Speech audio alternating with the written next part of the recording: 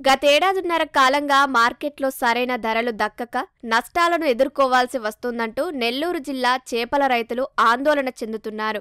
జిల్లాలోని తీర ప్రాంతాల్లోని కుంటలు, చెరువుల్లో అధిక శాతం రైతులు రూపుచెందు రకం చేపలను పెంచుతూ జీవనం సాగిస్తున్నారు. కావలి, బిట్రగుంట, కోవూరు, కొడవలూరు, విడవలూరు, ఇందుకూరుపేట, టీపీ గూడూరు మండలాల్లో సుమారు 5,000 ఎకరాలకు పైనే సాగులో ఉంది. అయితే గతంలో రూపుచెందు చేపలకు కిలోకు 120 రూపాయల వరకు ధర ఉంటే ప్రస్తుతం 80 నుంచి 90 రూపాయల లోపే ధర ఉంటుందని రైతులు వాపోతున్నారు. రూపుచెందు లాస్ట్ 1.5 year బాగున్నాయి రేట్లు.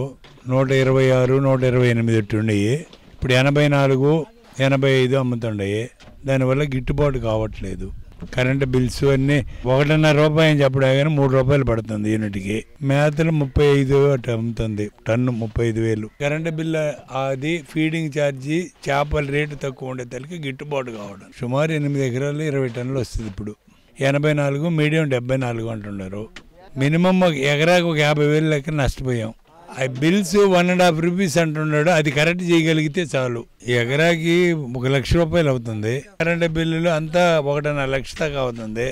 ఇంకా 30-40 వేలు నష్టంలోనే ఉన్నాం. మేతలేమో 32,000 అమ్ముతుంది. చేపలేమో 84 రూపాయలు అమ్ముతుంది. రూపుచెందు చేపలు మేము చేసేది. రైతు గిట్టుబాటు కావడం లేదు.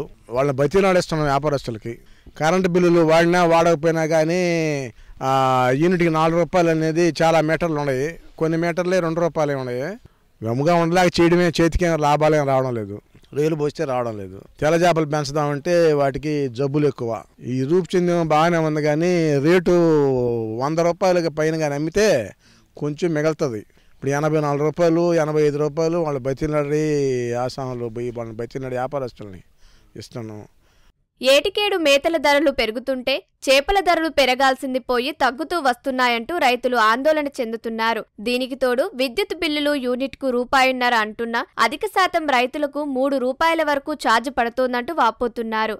మాకు కల్చర్కి రేట్లు సరిగ్గా ఉండడం లేదు. 85 రూపాయలు అట్లా ఉంది. ఖర్చులు కూడా రావడం లేదు. చేపల మేతల ఖర్చులు అన్నీ ఎక్కువైపోయినాయి.